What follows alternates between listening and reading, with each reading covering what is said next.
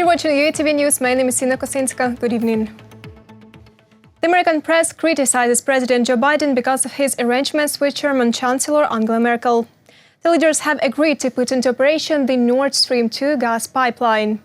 My colleagues have tried to find out whether the White House plays along with the Kremlin, and is Ukraine likely to somehow influence on his decision during a meeting of the Ukrainian President Zelensky with his U.S. counterpart in Washington, D.C. Details next. Geopolitical mistake, betrayal of Ukraine, a gift to Putin. These are some of the phrases the US press used to describe the arrangement between President Joe Biden and German Chancellor Angela Merkel. They are said to have blocked the completion of the Nord Stream 2 project and beginning of its operation. The Americans are now putting many questions. Байден в значительной степени во время When the election campaign was going on, Biden used to employ the anti-Russian rhetoric. After becoming president, the narrative hasn't changed. His words and statements toward Russian leadership remain rather tough. However, at the same time, his actions are quite the opposite. The latest articles in the US media are a sign that the US leader has now explained his actions to not only Ukrainians, but the American society as well. Joe Biden's decision is being criticized by many American politicians, as by Republicans, so by the Democrats as well. This Russian malign influence project will increase Vladimir Putin's leverage in Europe and disrupt the NATO alliance. Current news reports indicate that a deal between the Biden administration and Germany is imminent. According to these reports, there is little in the deal that will prevent Russia's capacity to coerce our allies. Congress understands history's key lesson. When Germany and Russia collude, the people of Central and Eastern Europe pay the price. Congress has now voted twice on an overwhelming bipartisan basis to sanction the Nord Stream 2 pipeline. These sanctions are mandatory, not discretionary. Some experts state that Joe Biden decided to lift sanctions imposed on Nord Stream 2 to improve the relations with Germany. Байден хочет восстановить некое единство. Joe Biden wants to restore the West's unity. This especially concerns Germany, which is the second Western economy. He decided to reach a compromise first of all with Germany, not with Russia. The United States has already identified China as its main rival. Therefore, the US wants to restore the Western unity. At the same time, the parties are said to have agreed the measures to provide Ukraine's energy security. However, those are still only declarations. During the upcoming Volodymyr Zelensky's visit to Washington, D.C., the Ukrainian delegation can try to insist on the idea to spell out US and German obligations in concrete documents. США мы можем обсуждать. Ukrainian president can discuss the issue of introduction of more clear mechanism of imposing sanctions against Russia in case there are any threats to Ukraine's security. However, now there are only promises. How will the situation develop? It's an open question. Ukraine already has its bitter experience with Budapest Memorandum. Volodymyr Zelensky and Joe Biden are going to meet in the United States on August the 30th. They have officially confirmed that the issue of the Nord Stream 2 pipeline will be discussed. Experts note that Ukraine has to do its best to gain the support of the US Congress, and this may improve Kyiv's chances during negotiations. Reported by Vadim Kromer and Yulia Krychkova, UATV News. Food, grocery and building materials. The Red Cross has sent another humanitarian cargo for the civilians residing in the temporarily uncontrolled territories of the Donetsk region. 4 trucks proceeded through the Novotroitsky checkpoint. The total weight is about 80 tons. The organization annually sends thousands of tons of humanitarian supplies to separate areas of the Donetsk and Luhansk regions temporarily uncontrolled by Ukraine.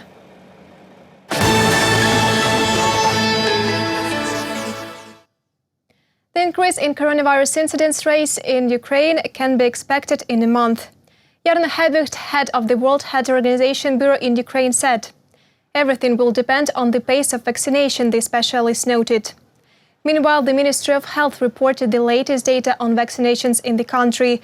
Of the past day, a little more than 49,000 people were immunized. Since the beginning of the campaign, almost 5 million vaccines have been administered in Ukraine.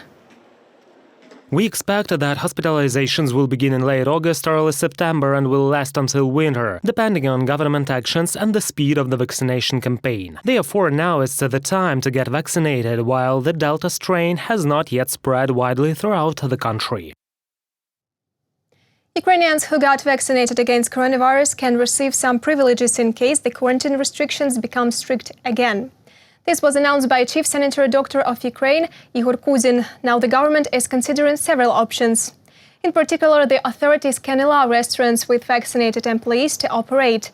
This will reduce the burden on the economy without putting citizens at risk, said Chief Sanitary Doctor.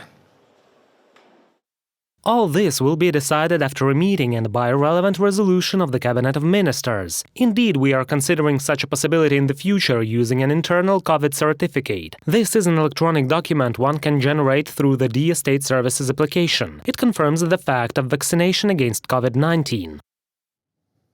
Starting July 26, Ukrainian tourists are able to visit 3 more European countries. These are Portugal, Sweden and Finland. However, each of them has its own requirements for entry. For Finland, a complete vaccination is needed. In addition, at least 2 weeks should pass after the second dose. As for Sweden, there one can go with a certificate of vaccination or with a negative PCR test. Portugal allowed entry until August 8th. One has to provide a certificate with a negative PCR test or a European COVID certificate in paper or electronic form. In total, more than 20 countries have already opened borders for Ukrainian tourists. Dry and hot. This will be the weather for the next few days. The temperature will rise up to 32 degrees Celsius. The extreme level of fire danger remains across the country, in particular in the east, in Donetsk and Luhansk, and in Sumy, Kharkiv regions. Rescuers remind that it is forbidden to make fires in the forest and forest plantations through matches or cigarettes. The fire can quickly spread over dry grass and lead to large-scale fires. On July 26 and 27 in the eastern as well as in Volyn, Zhytomyr, Ternopil, Khmelnytsky, Vinnytsia, Sumy, Odessa, Mykolaiv regions and in the Crimea an extraordinary level of fire danger prevails. We should remember the rules of behavior in the forest. Do not leave a fire, do not throw cigarette butts, etc. That is, you have to control everything. If there is such a class of danger, then of course it is better not to make fire at all.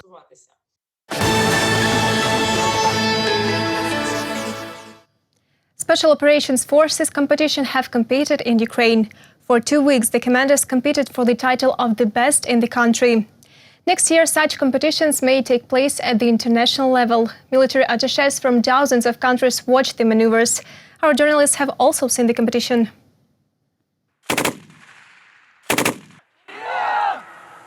Raids and sabotage. The Ukrainian special forces trained to quickly neutralize the enemy in given conditions. Among the participants is a commando with a call sign Skiff. Like most fighters, he doesn't say his name and doesn't show himself. He says that during the exercises, they worked out a joint operation with a conditional resistance movement that operates in the occupied territories. All that depends on us. We will make every effort to make the resistant movement effective so that they do their job and prevent various intrusions from any dangerous areas. Clearance of buildings, passing of minefields, crossing water obstacles, medical assistance in the field, landing and a 10-kilometer march with weapons and equipment. The military personnel coped with such tests during the competition.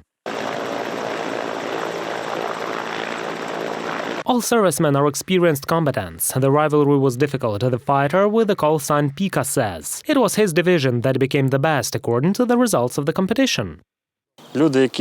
Soldiers who laid ambushes in the past in 2014-2015 have also shared their experience, and this experience was passed on. There was also testing of the elements of combat in urban environment, especially at night.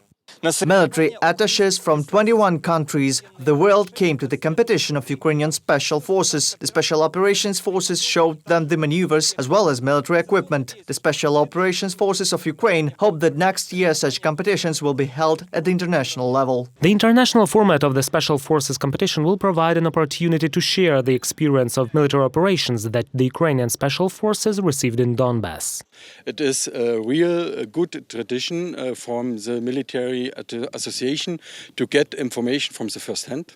Now we visited not only Special Forces, also the Air Forces, and hopefully in the future Navy and the Armed Forces too. Once again, I have to say thank you very much to the Ukrainian Armed Forces for this possibility. In June of 2019, for the first time in history, the Special Forces unit from a country that is not a NATO member state was certified by the alliance. В подальшому у нас In the future, during the next exercises that will be held in August, one more unit undergoes a second certification assessment. Next year, the next division. My goal is that the representatives of each unit pass NATO certification. The certification gives the unit the right to be a member of the Alliance's Rapid Response Force. Such units can be involved in NATO missions. They are in constant combat readiness and can, within 5 days, arrive anywhere in the world to complete the task assigned. Reported by Vadim Kramer and Artem Holub, UATV News. They built a platform with a car and threw a ball weighing 90 kilograms. The strongest patrol policemen of Ukraine gathered in the city of Dnipro for a strongman competition. My colleagues saw which team showed the best results. Police officers support their colleagues who are fighting for the title of the strongest man. 27 teams of the patrol policemen from all over Ukraine take part in the Strongman Championship. The volume of muscles is not important here. This is where preparation is important. Physical, psychological and emotional training. Maximum effort should be made for this, all in complex, and it gives the overall result. The team from the Volyn region has been preparing for the championship for a month. Now they are counting on good results. They need to be shown in 5 disciplines. All of them check athletes' strength and endurance. Before their performance, the police watch their rivals compete. We contemplate, make conclusions. We will try to do everything right. Each team consists of 3 members. The strongest were selected for the competition in local offices.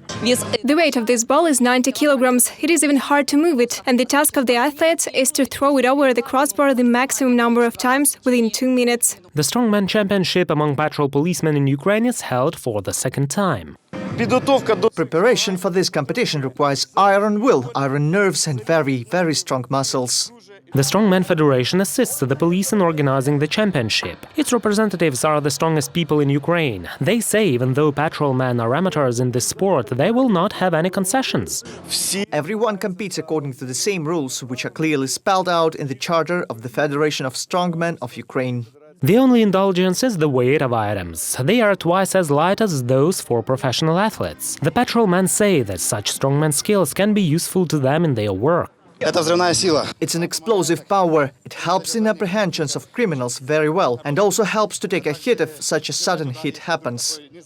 The team of the Dnipropetrovsk region has won the second competition in a row. Therefore, the next Strongman police competition will again be held in Dnipro. Reported by Vadim Kramer and Natalia Gusak, UATV News.